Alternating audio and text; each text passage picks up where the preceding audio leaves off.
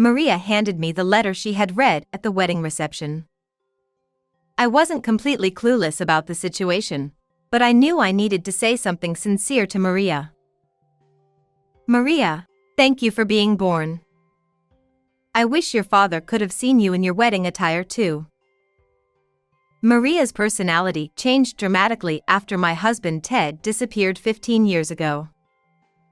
Previously, she had been a bright and curious child, but she became timid and withdrawn.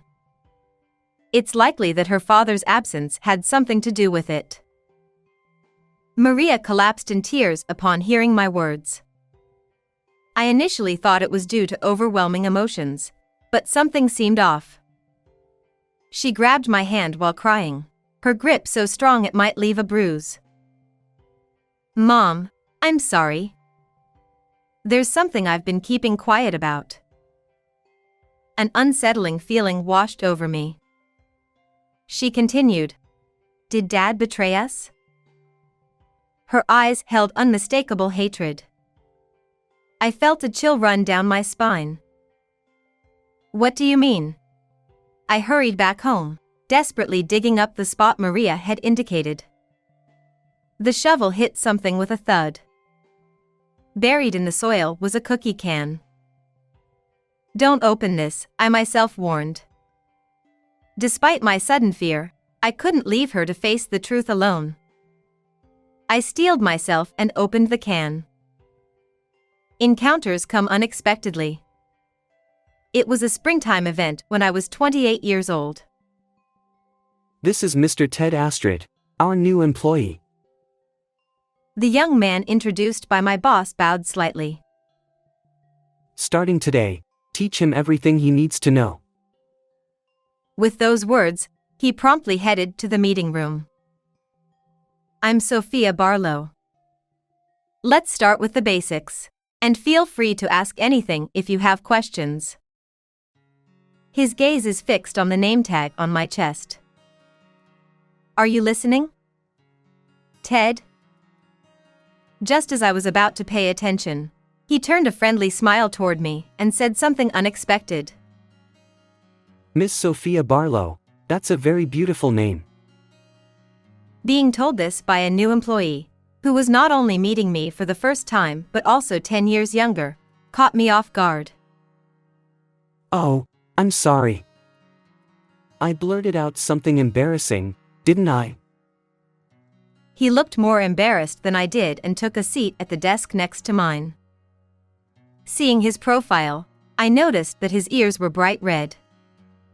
Perhaps he wasn't such a bad guy after all. However, as someone in a supervisory role, I felt anxious about the initial words directed at me. Would he perform his duties properly? I wondered if I should provide guidance based on the attitude towards other senior employees. Yet, my anxiety was unfounded. He remembered what I taught him one after another, and his friendly personality proved effective in winning over clients. His earnest dedication to work made me gradually recognize his abilities.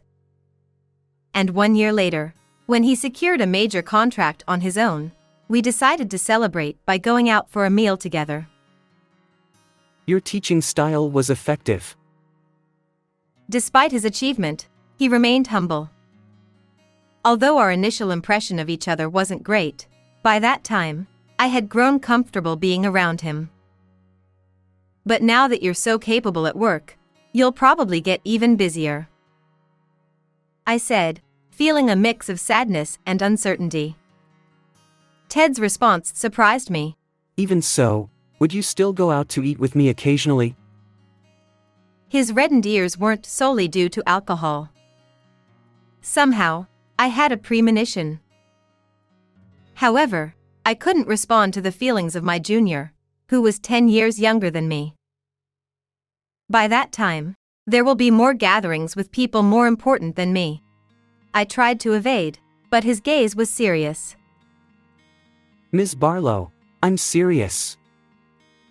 He leaned forward. We locked eyes for a few seconds, and I nodded. It wasn't just swept away by his momentum. Somewhere deep down, I was drawn to him. Ted Astrid, the man who would later become my husband. Things were going smoothly, and I got married around the time I turned 30. After that, we were blessed with a daughter, and the three of us lived a happy life.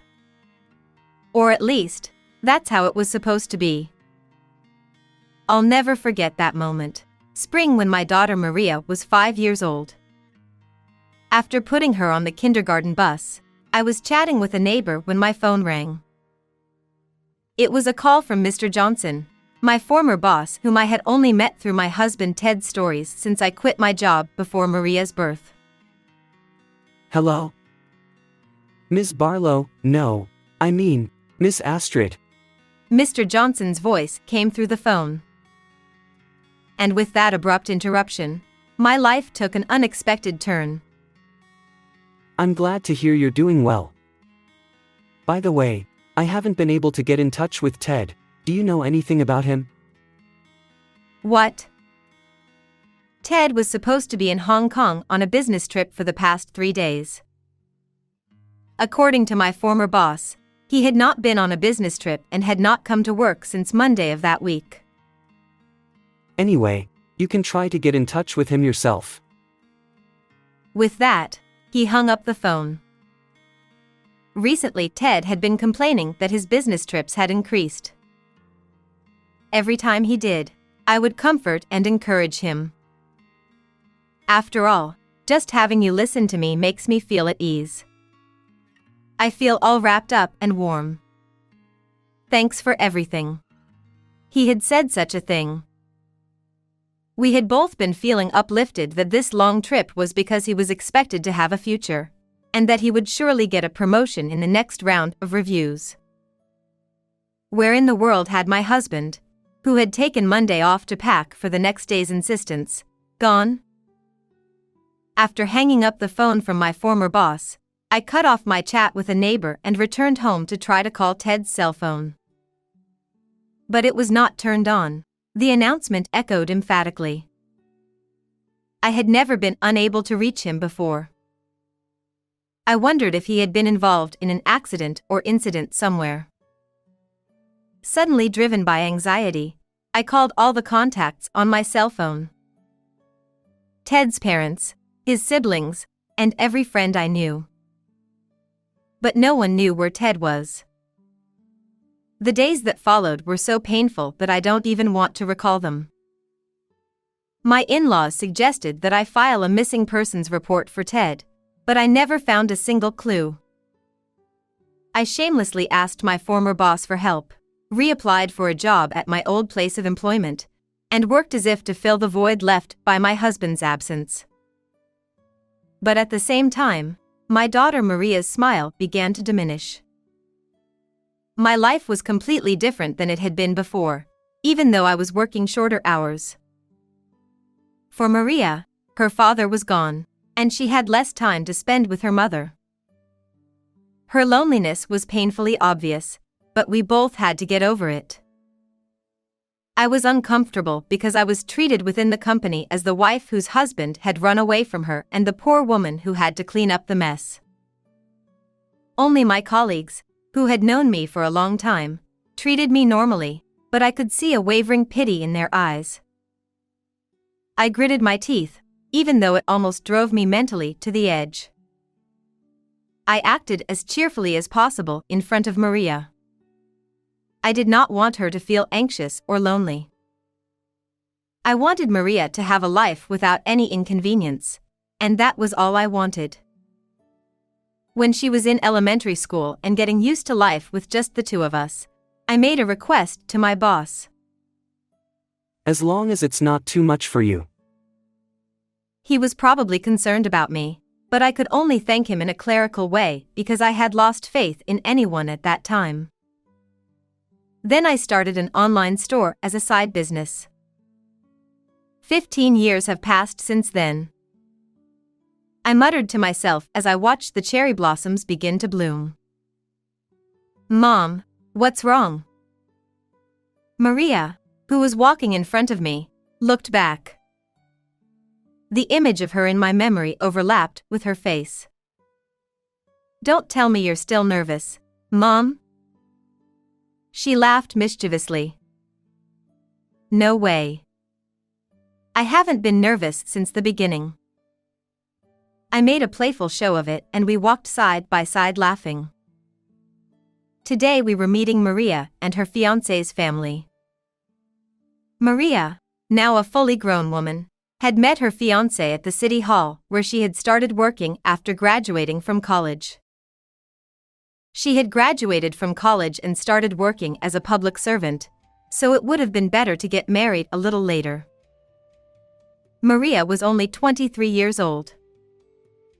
The day I was first introduced to him, I blurted it out, but Maria said it matter-of-factly. Even you had a gut feeling when you married my dad, didn't you? I had a complicated feeling as my own black history was dredged up, but it was indeed true. No matter what anyone says, I will marry this man.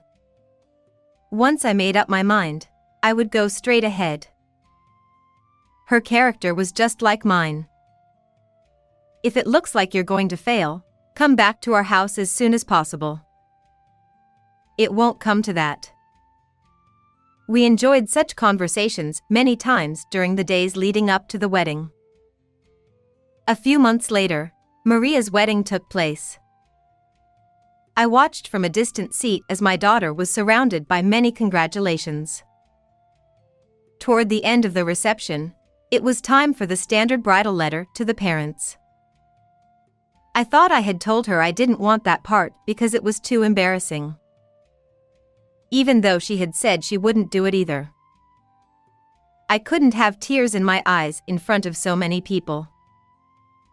No matter how much sympathy and comfort I had received since Ted's disappearance, I had come this far without crying in public. Let me play the strong mother who never cries, no matter what, until the very end. With such determination in my heart, I stood on the stage without any prompting. To my beloved mother.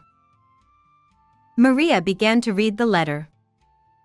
She began by telling me about the time when Ted was still around, how she missed him when he disappeared and she had less time to spend with me, how she started helping me a lot to support me when I was absorbed in my work, her adolescent rebellion, and how grateful she was to have lived an unencumbered life through high school and college.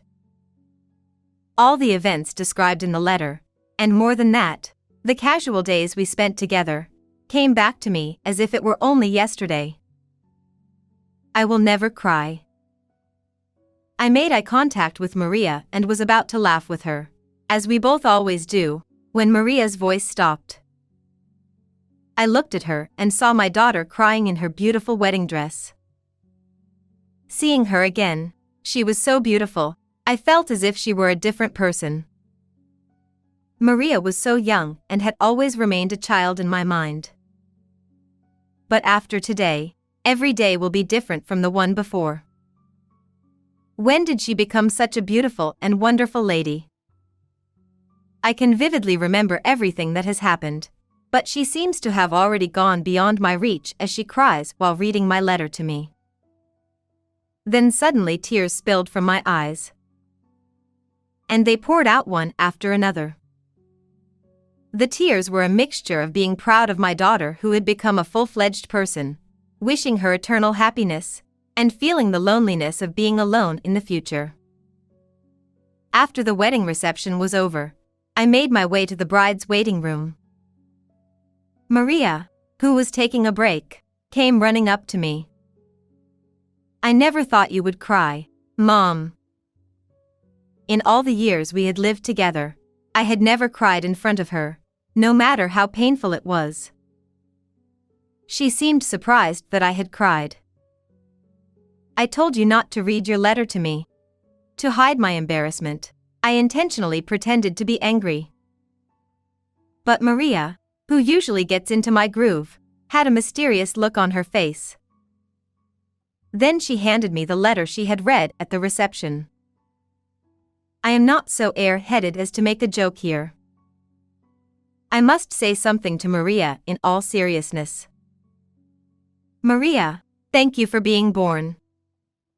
I wish your father could have seen you in your finest moment." After Ted disappeared, Maria's personality underwent a drastic change. Before that, she was a bright and curious child, but she became timid and withdrawn. It was likely related to her father's absence. She wondered if she was an unwanted child, if her existence was the reason her father was no longer there. To avoid feeling unnecessary or unwanted, she began to carefully observe people's reactions and moods. Once Maria realized this, I showered her with affection, ensuring she didn't feel anxious. By the time she reached adulthood, she had returned to her cheerful self. Today was a special day for her, and I didn't want to see her sad. I hoped she would focus on the future rather than being trapped by the past. For me, Maria's birth was the greatest happiness. Surely, her father, who lives on in Maria's memories, had eagerly awaited this day. That was the message I desperately wanted to convey.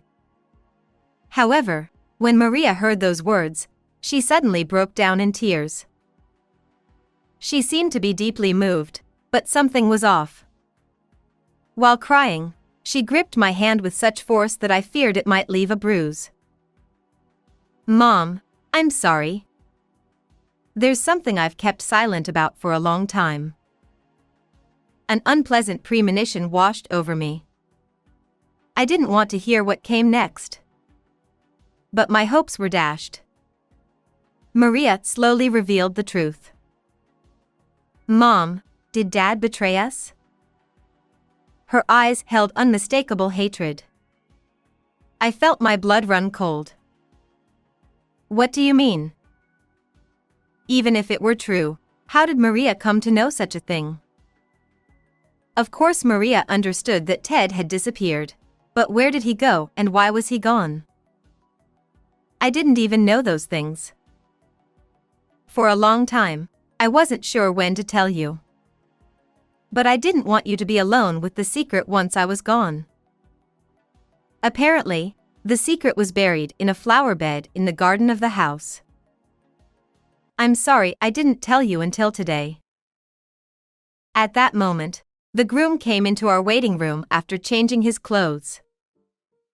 He was surprised to see Maria crying in pain because she was so sorry for me. I understand. It's okay. After briefly explaining the situation to him, I left Maria to him and ran out of the room. It takes 20 minutes by train from the hotel where the wedding was held to my home. Without caring about my appearance, I ran to the station and squeezed through the crowd to catch the train. The train felt slower than usual. I tried to calm my frustrated self multiple times, but it didn't work. Even after getting off the train, I continued running and finally reached home. Despite being out of breath, I desperately dug up the spot Maria had specified. The shovel hit something with a thud. Buried in the soil was a cookie can. I knew I shouldn't open it. Suddenly, fear gripped me. But I couldn't burden Maria alone. I reminded myself not to avert my eyes from the truth and opened the can. Inside were several photographs. Ted and a heavily made-up woman were captured in each one. As I examined them, I discovered intimate photos of the two entangled in passion. Instinctively, I looked away. Could this be the reason Maria mentioned for Ted's disappearance? For a while, I remained crouched in the garden, unable to move. Why would something like this be buried here? The cold night air still enveloped me. The next day, when Maria returned home, I asked her for the truth. It came from Dad's desk. Was it the same desk we had kept in the house for a while after Ted disappeared? I had thoroughly searched it for any clues. I've also examined that desk, I replied, my voice still shaky and unintentionally accusatory. Maria explained the situation with an apologetic tone. Ted disappeared, and when Maria saw me rummaging through his desk, she assumed there was something there. Although she didn't know what it was, she desperately searched through the contents of the desk. Eventually, she found an envelope hidden deep in the bottom drawer. I thought this could help Mom. When she opened the envelope, the same photographs emerged. Young Maria couldn't fully comprehend what was happening in those pictures, but they made her feel incredibly uncomfortable. She felt she shouldn't show me these photos, so she hid them in the cookie can where she kept her toys. I intended to keep this from you, Mom. But what if you found it after I left? It was too heavy a burden for a child to bear alone. To think she had been hiding this all along. I had believed I was protecting her, but perhaps it was the other way around. I'm sorry, Maria. I whispered, my anger toward Ted welling up. To leave such cruel evidence for the family I abandoned. It was a feeling of boiling anger at his irresponsibility. Even if I let my emotions take over in anger, nothing would begin. No, in this case, it should end properly. I headed to the detective agency with the photograph. I had struggled so much to find Ted's whereabouts until now. But based on that photo, the detectives easily pinpointed Ted's location, a tower apartment towering near a certain station, visible in the photo. They staked out the place and confirmed Ted and the woman coming and going. And they even determined the room number for me. They said Ted frequently used food delivery services, so I decided to impersonate a delivery person and sneak into the apartment building. When I rang the intercom at the auto-locked entrance, I heard a familiar voice. After giving the delivery company's name, the automatic door opened with a polite please. The elevator ascended rapidly to the upper floors. My heart raced, and nausea washed over me. It wasn't too late to turn back. Despite questioning myself repeatedly, I walked all the way to the door where Ted and the woman were likely to be. With trembling hands, I pressed the intercom button, adjusting my face mask and pulling my cap down low. Hi. Once again, I heard a familiar voice through the intercom. Delivery. Nerves got the best of me, and I accidentally stumbled over my words. What kind of delivery was this? Surely, he'd find it suspicious. But I couldn't say anything more. What should I do? Just as I considered fleeing, I heard the click of the door unlocking. Did Eve order something, I wonder? The face that appeared on the other side was unforgettable. Though my memories were frozen in my 20s, there was no mistaking the man who stepped out, my husband, Ted. He still wore that friendly smile from back then. Ah. My voice slipped out, but Ted didn't seem to recognize me yet. Ha! What is the delivery? Ted glanced around me, noting that I only carried a shoulder bag. And then, what's going on, Ted? A nearly half-naked woman emerged from behind Ted. This was her, Eve McEnroe, 49 years old. Her parents seemed to be rich, and she lived an elegant life here. I recalled the information the detective had given me. She was the woman Ted had been living off since his disappearance. Seeing her face, I regained my composure and anger. I removed my face mask and cap, then addressed the dumbfounded pair. I'm Sophia Astrid. Ted Astrid's wife. Ted stared at my face for a moment, then, Ah! he let out a panicked scream and fled deeper into the apartment. Oh dear. As I watched Ted's retreating figure, Eve stood before me. How bold of you to claim to be the wife of a man you haven't seen in years." She crossed her arms, a smug smile playing on her lips. But I couldn't back down now. "Likewise, it seems my husband has been quite taken care of all this time." I smiled sweetly and delivered my introduction. Eve continued to scrutinize me, as if examining every inch of my body. "Can you explain to me what has happened so far?" I asked as if to shake off her gaze, and she told me a story similar to the one the detective had told me. One day, Ted met Eve at a club during a business trip. Impressed by him, Eve brought him to her apartment, which also served as her villa. After that, Ted returned to our home where Maria and I were waiting, seemingly unfazed. However, he started visiting Eve frequently. Gradually, Ted became enamored with Eve's wealth and the pampered lifestyle she provided. Since leaving us that day, he has been living under her care. He no longer resembles the responsible, dignified man he once was. "Are you here to reclaim Ted?" Her nonchalant tone irritated me. I replied, "No, I don't need him anymore. I just have one last thing to do as his wife."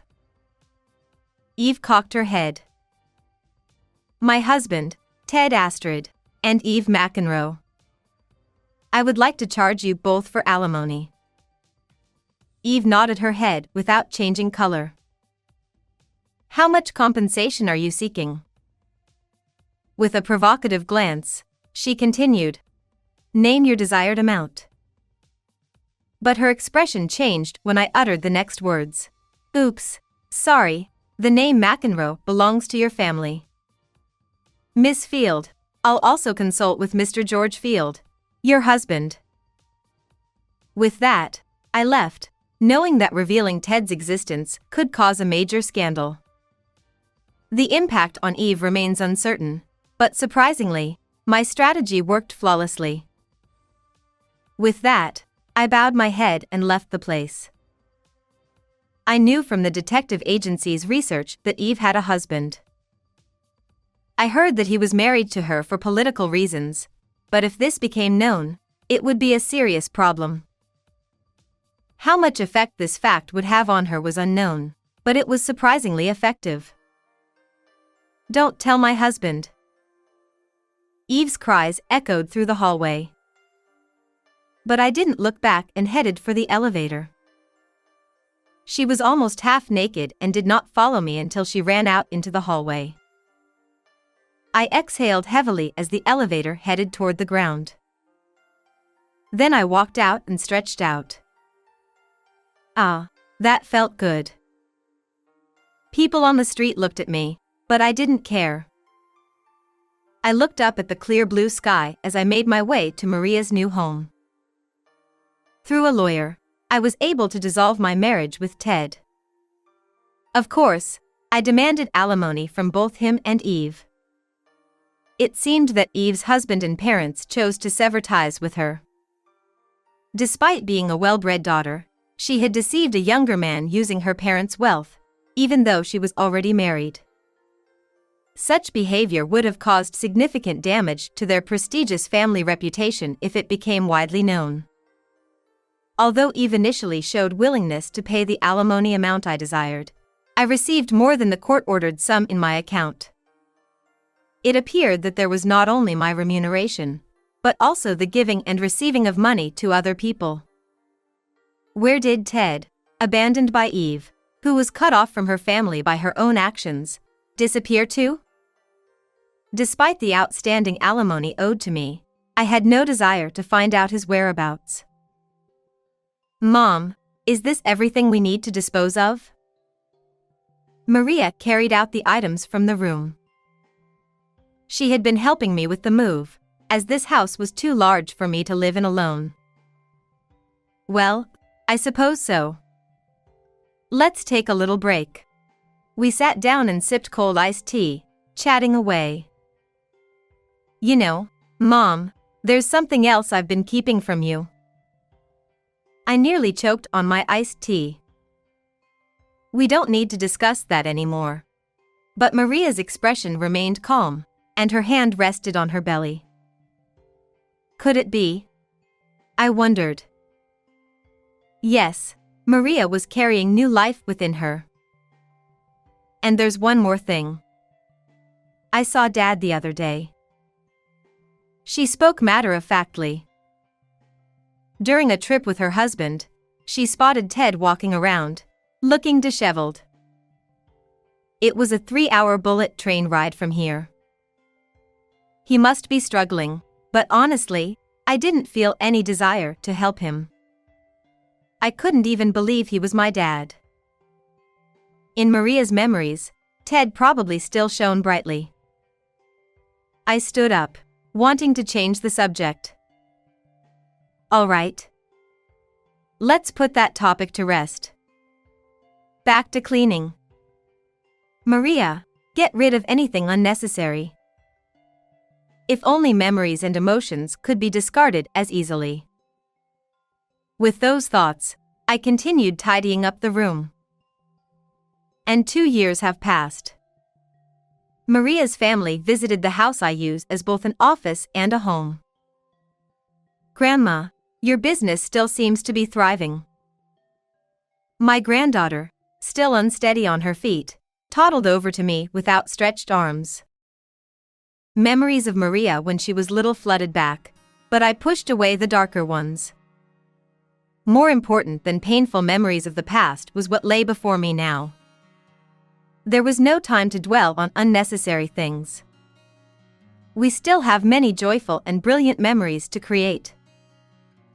How did you find this story? Don't forget to subscribe to the channel. Until next time in the next video.